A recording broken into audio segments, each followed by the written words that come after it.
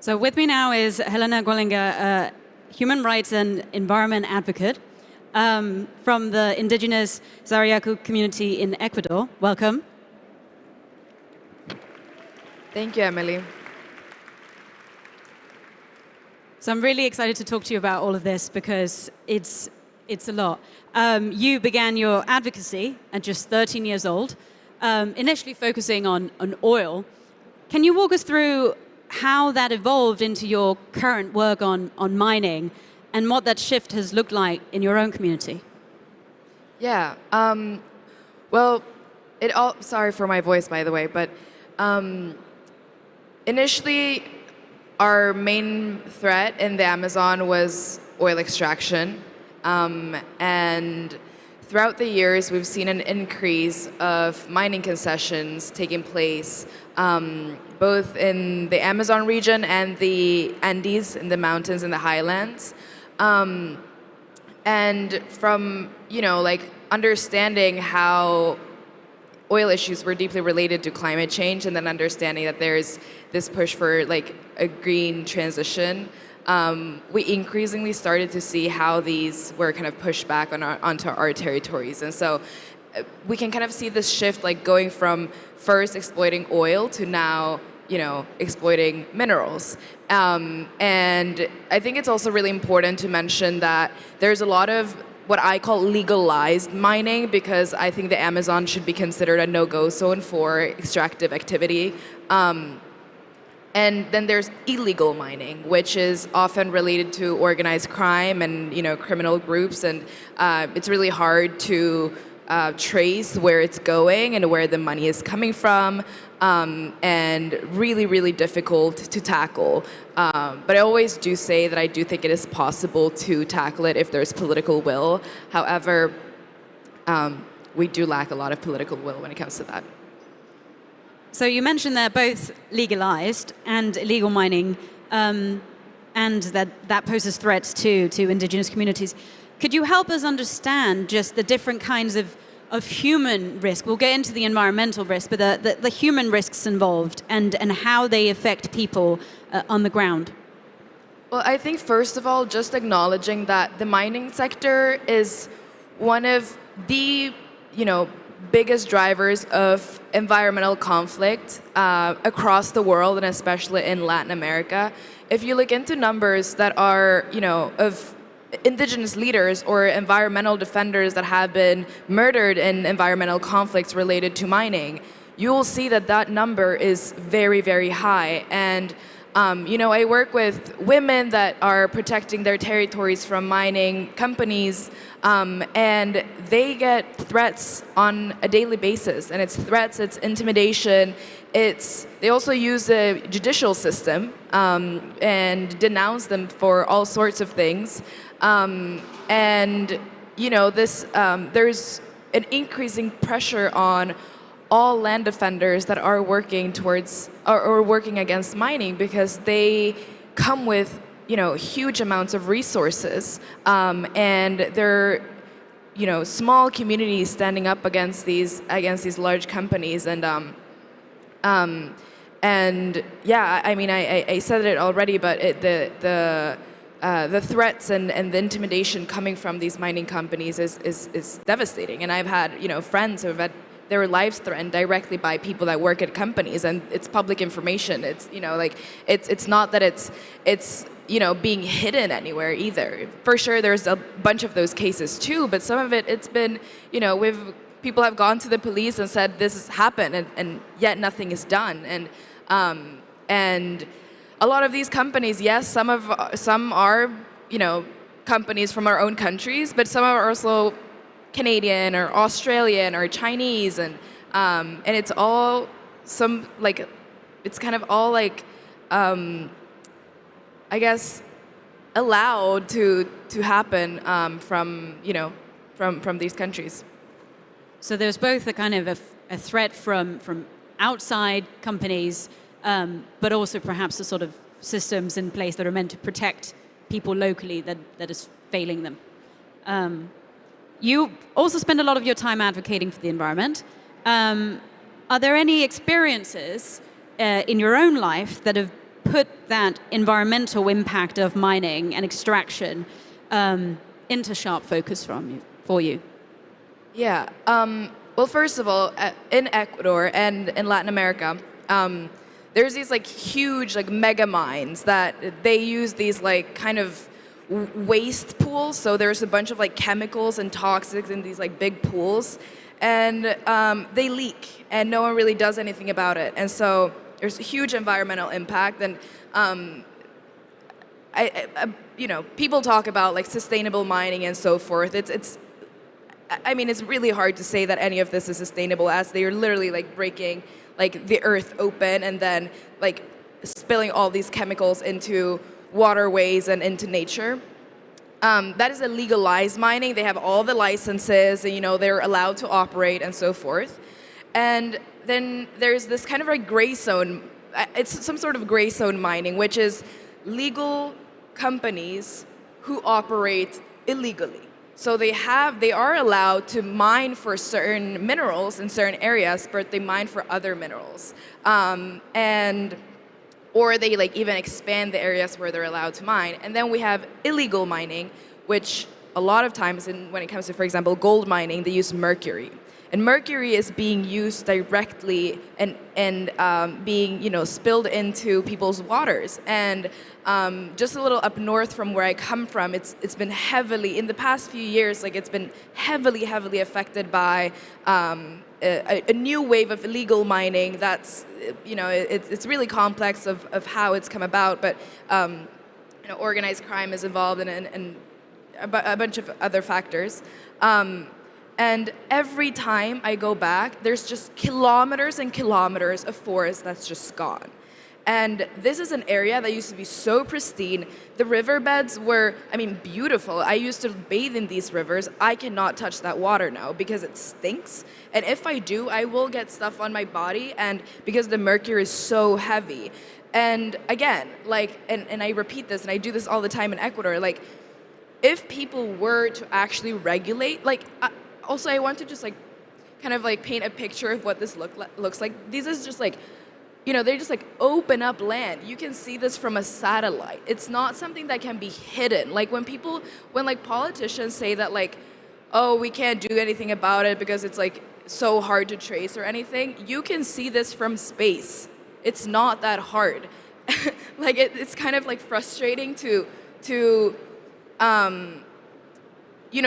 to because the only people that can intervene in these cases are, state actors or the government, because you don't really know what we're dealing with, right? And yeah, my friend lives in one of these communities, and it's just heartbreaking to see what's happening, and it's heartbreaking. One of my best friends, she always says one of the saddest moments was when where the island where my grandparents or her grandparents were buried was just devastated. It was just all gone in a matter of days. And those are just stories that we keep hearing, and it's just the reality of things. And much of this is gold. So people are basically seeing the forest being cut down around them, huge expanses that are so large that you can see them from space, and both their bathing and their drinking water being contaminated.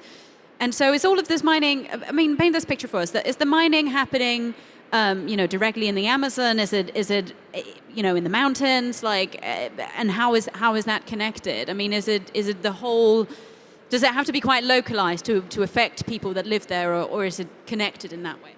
That's actually a great question, because so what the mining that happens, for example, in the highlands, the entire Amazon rainforest is born in the highlands. The entire ecosystem is so interconnected to the mountains and the waters that are born from the mountains. If mining takes place in the highlands, the Amazon rivers will dry out, because that's another environmental impact, which is that rivers actually dry up as a result. And all this, everything that I said, mercury and all these other things, they obviously come down with the water. And yes, the mining that is taking place in the Amazon, it is literally in the jungle. And the illegal mining is often in the rivers and in the riverbeds, and these like large, like, you know, mega mining projects, they just like cut open the forest, and it's just like, you know, ponds and holes larger than this venue, and it's pretty devastating. And that's in your lifetime, presumably. These things go back a while with the oil. So, from your point of view, I mean, we mentioned how when you began your advocacy work when you were very young, in that time, has the push for minerals and mineral mining, in the name of the green transition, often become as devastating to indigenous communities and the environment that they call their home, as oil was before mining?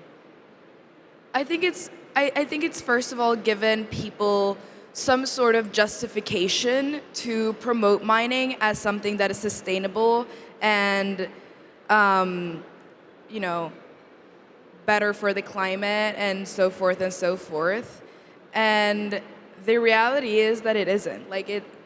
We cannot continue to devastate places like the Amazon. The Amazon, and I say this all the time, the Amazon as an ecosystem should be a no-go zone. There should be no negotiating over, you know, like, extractive activities should not happen in a critical ecosystem like the Amazon. And I think also, like, you know, like the earlier panel, you talked about the kind of social aspect of mining, and I mean, it is literally about reinforcing laws in our countries and making sure that free, prior, and informed consent is respected, and making sure that indigenous people's rights are respected, and that we also have a say in what happens to our territories. Yet these companies continue constantly to undermine our own participation in what happens in our homelands, in our territories. And yes, I think the green transition has been used to, you know, continue to promote like an extractive agenda and a model that is still based on extracting from nature. We've just switched what we're extracting now. We started with oil, and now we're doing minerals. And somehow it's celebrated, and somehow people applaud people for that, instead of, you know, actually sitting down and having the really tough conversation about where is this all gonna come from? Because it's all going to come from, if you look at the maps of where, you know, future mining concessions are in Latin America, in Bolivia, in Argentina, it's all on indigenous people's lands. Why? Because indigenous peoples are the only ones that have maintained land intact from exploitation. There's a reason why those minerals are still there. And so, in short, yes, the green transition is pushing for an incredibly unjust, you know, burden onto indigenous peoples. Do you think that has made it harder for you to be heard? Because, you know, the sort of the narrative on oil now is, you know, many people are on side with let's stop taking oil out of the ground, right? Like, obviously there are some that disagree, but I think broadly people come around to that idea. Do you think the fact that minerals and mining is connected to the green transition, do you think that has made it more difficult for your concerns to be taken seriously? Yes, in a way, yes, because oil is like oil. We all agree that oil is bad, but I think there's just there's a desire to maintain the narrative of that mining is still good and that we can find like justification for it.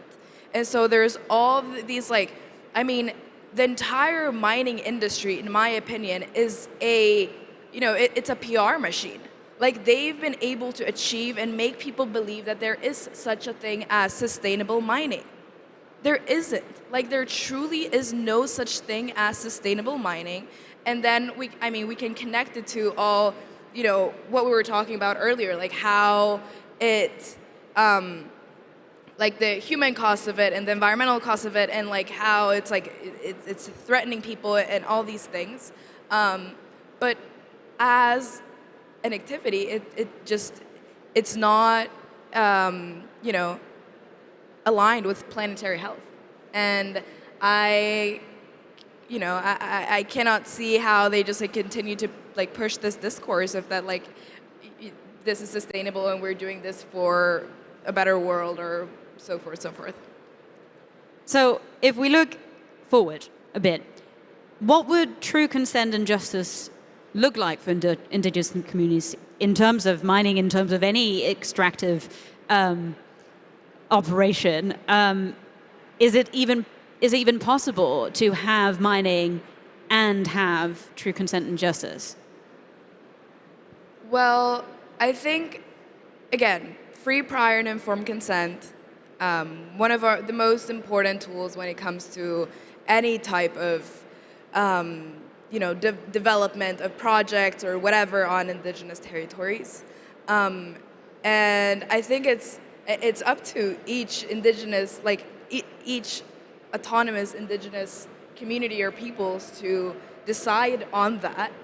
But we should have the right to decide, and we should have the right to speak against it without the fear of being persecuted or the fear of receiving threats or losing our lives or like all these things.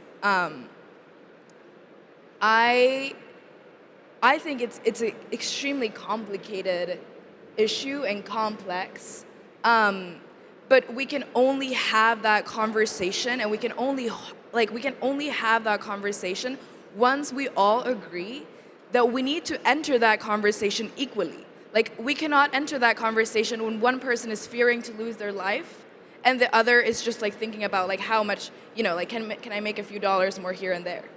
And I think that's what the real conversation is about. Like, can we enter this conversation on equal terms? Because right now we're not, and our rights are constantly, are constantly being undermined, and that's one of our main issues. I guess the reason I ask is you've laid out this history that communities like yours have with the mining companies that exist today. Would you trust them to enter into a process like this? Even, if they said we're going to do everything that you ask us to do, would you trust them? Well, so for example, my community, we have basically what we understand as free, prior, and informed consent in my community is that we don't even want to dialogue with you. Like, we don't want to talk to oil companies, and we don't want to talk to mining companies. And if you try to talk to us, you're already overstepping our boundary. That is how we interpret it, and that should be respected. We are absolutely not interested in engaging in that conversation. I think that, just kind of, understanding free, prior, and informed consent, there's so many dirty tactics that are used in this industry, which is manipulation and bribing people, and there's so much underlying corruption that takes place for these projects to actually go through. Can we even talk? We can't talk about transparency, and we cannot talk about free consent. That is not free consent. And so there's a structural problem of how they operate and how it's been normalized and how there is such a lack of regulating these kinds of activities. And that means both in the host country, like the Latin American countries like Ecuador that are are mining destinations, but also countries like Canada and Australia that incentivize these countries to go out there and then have no due diligence whatsoever in what they're actually doing. And they trust, the director of human rights at the mining company to tell them that everyone's fine and everyone's happy, and they believe them and they think everything's fine. And so largely a responsibility lays on, or is in this part of the world where these projects are being pushed from onto our territories.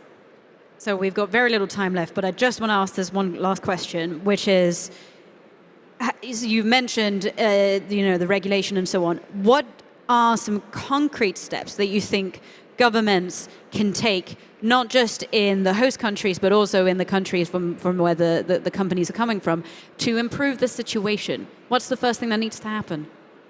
I think explicitly mention, explicitly elaborate on what free, prior, and informed consent means, and make sure that if there are signs of resistance, of opposition, then stop it. And that's it. And let's see what's actually going on, because I think there's a huge information gap, because what happens on the ground is not necessarily communicated to where the people that are regulating it. And so how do we close that information gap? Maybe by learning and understanding more. And I know we don't have a lot more time, and there's a lot of very technical things that can be done.